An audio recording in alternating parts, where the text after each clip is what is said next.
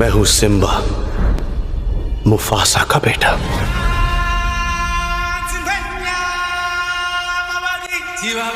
बाबा ने मुझे सूरज की रोशनी छूती हर चीज का रक्षक बनाया था।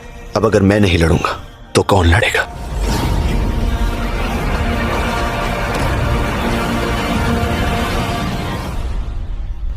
सिम्बा, मैं हमेशा तुम्हारे साथ हूं और हमेशा तुम्हारे साथ रहूंगा।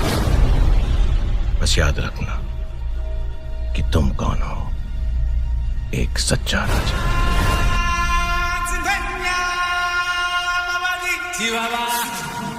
हम सब कहीं ना कहीं एक नाजुक सी डोर से बंधे हैं। आम लोग अक्सर ये सोचते हैं कि वो क्या ले सकते हैं, लेकिन एक सच्चा राजा ये सोचता है कि वो क्या दे सकता है।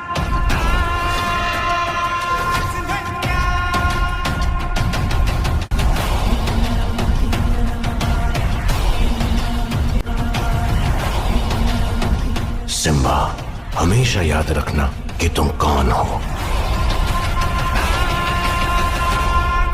एक सच्चा राजा। याद रखना।